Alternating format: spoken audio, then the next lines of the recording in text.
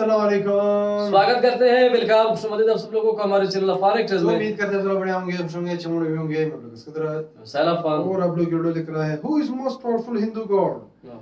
तो वीडियो करा है तो ये क्वेश्चन कई बार हमारे माइंड में भी आ जाता है, अगर ऑनेस्टली कहा जाए मतलब ऐसा ही है, कौन ज्यादा पावरफुल है, इतना ज्यादा है मतलब इसमें पावरफुल कौन सा है। तो अगर कहा जाए ये होंगे तो सारे पावरफुल, बट जो सबसे ज्यादा होगा वो कौन है? एक चीज मैं कहूंगा, ये स्टेप बाय स्टेप सीन तो नहीं है यहाँ पे, मतलब एक उससे फिर उससे नीचे फिर उससे इस तरह सीन होगा, इस तरह का सीन होगा, इस तरह सीन शायद कितने ज्यादा है भाई। आप लोग कमेंट्स में हमें जरूर बताओ इसके बारे में। बाकी वीडियो को देखते हैं कौन ज्यादा पावरफुल है। इंटरेस्टिंग वीडियो है, आप लोग भी हमारे साथ वॉच करें।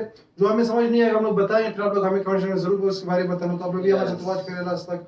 वॉच करने से पहले हमारे चैनल को जरूर सब्सक्राइब कीजिए। साथ में जो बेल आइकन है उसे भी लाइक जरूर करें। अगर मैं सोशल से फॉलो नहीं किया प्लीज फॉलो इंस्टाग्राम, आप लोग को लिंक डिस्क्रिप्शन में मिल जाएगा, आप लोग चेक कर सकते हैं। Let's start. Okay started. जब से सृष्टि का आरंभ हुआ है तब से ये प्रश्न कई बार उठा है कि ब्रह्मा, विष्णु और महेश में से कौन इन बड़ा तीनों है। में से ओम गणपति में आपका स्वागत है। हमारे चैनल के साथ जुड़ने के लिए आपका धन्यवाद।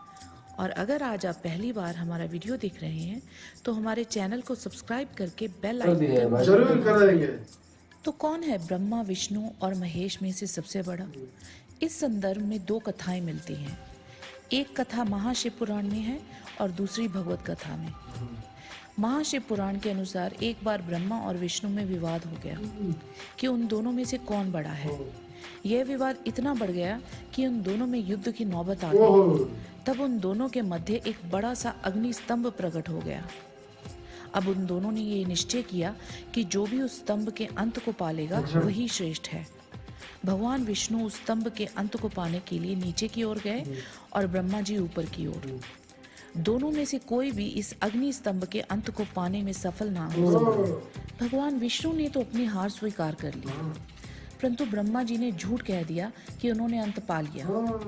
ब्रह्मा जी के मुख से असत्य सुनकर उस स्तंभ में से भगवान शिव प्रकट हुए और उन्होंने ब्रह्मा जी के 5 मुख में से जिस मुख ने झूठ बोला था उस मुख को काट दिया और उन्हें श्राप दे दिया कि संसार में उनकी कभी भी पूजा नहीं होगी। झूठ कैसे बोल सकते हो? भगवान विष्णु से प्रसन्न होकर उन्होंने उन्हें वरदान दिया कि उनके ही समान उनको पूजा जाएगा।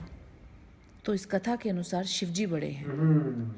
एक कथा श्रीमद् भगवत में मिलती है जिसके अनुसार सप्त ऋषियों में ये चर्चा हो रही थी कि ब्रह्मा, विष्णु और महेश में से कौन बड़ा है। इसलिए उन्होंने तीनों देवों की परीक्षा लेने का मन बनाया और यह कार्य भृगु ऋषि को सौंपा गया।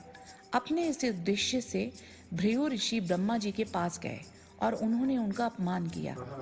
इस अपमान से ब्रह्मा जी क्रोधित हो गए और उसके बाद भृगु ऋषि शिवजी के पास गए और उन्होंने शिवजी का भी अपमान किया, परंतु शिवजी ने कुछ नहीं कहा, बस मुस्कुराते रहे।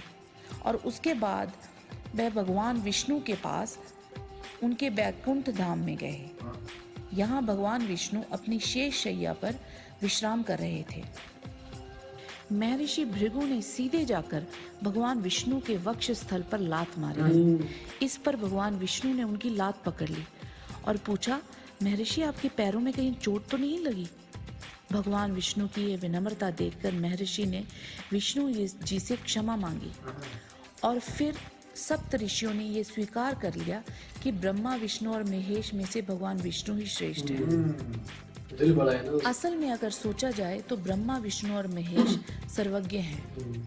उन्हें ये जरूर पता होगा कि महर्षि भृगु उनकी परीक्षा ले रहे हैं और जो कुछ भी हुआ ये सब उनकी लीला थी।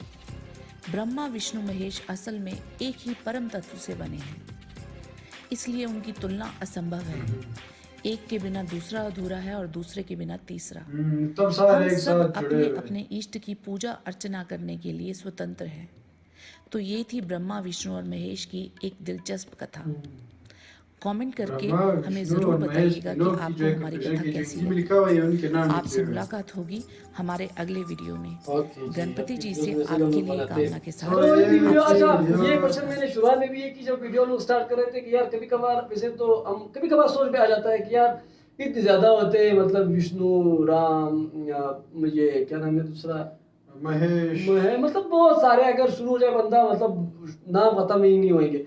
लेकिन कभी कभार जहन में ये आ जाता है, माइंड में आ जाता है कि कौन ज्यादा पावरफुल हो, कौन कौन दवा सा है, लेने वाला कोई होगा। किसको पूजा करता है, कोई किसको पूजा करता है। अब सारे हमारे से अगर पूछा जाए तो ये कहते थे कि भाई सारे एक जैसे, क्योंकि सारे गाड़ी होते हैं तो सब सेम ही पावर होंगे उनके साथ। लेकिन कभी कभार इस तरह की वीडियोस भी आ जाते हैं इस तरह के कि यार इनमें से कंपैरिजन में अगर की जाए तो कोई पावरफुल है कोई नहीं है। लेकिन ये बात भी लाजम की गई थी कि इन तीनों में मतलब तीनों जो है एक दूसरे के साथ जुड़े हुए हैं। एक अगर पावरफुल है तो दूसरे की वजह से है, दूसरे अगर पावरफुल है तो तीसरे की वजह से है। एक दूसरे से जुड़े हुए हैं ना, जुड़े हुए हैं, जंजीर की तरह जुड़े हुए हैं। तो इनके बारे में वीडियो थी हिंदी में जो लिखा हुआ था, इन तीनों के नाम लिखे हुए थे। हमें हिंदी तो नहीं आती, बट ये तक हमें लगा सारों की जो है कंपैरिजन की गई हो। बट काफी अच्छी वीडियो यहाँ पे थी। थीम के जो हाँ, दो बुक्स जो दो स्क्रिप्चर्स है उनका हवाला दिया हुआ है कि उनमें एक में तो ये कहा गया था, दूसरे में भी एक विष्णु जो है उनके बारे में बिल्कुल फाइट ही हुआ है एग्जैक्टली, तो उनके बारे में बात की गई थी। बाकी अच्छी वीडियो थी, हमें पता चल गया है कि मतलब ये तीनों जो है एक साथ जो है मिलकर जुड़े हुए हैं। कोई एक अगर पावरफुल है तो दूसरे की वजह से शक्तियां होती है, मतलब सबके साथ होती है। एग्जैक्टली। बाकी ये वीडियो अगर वीडियो पसंद आई तो प्लीज साथ में जो बेल आइकन है उसे भी दबा दीजिए। नेक्स्ट वीडियो के लिए बचेंगे सब मिल रहे हैं। सो अभी के लिए इतना ही, अल्लाह हाफिज़, बाय बाय।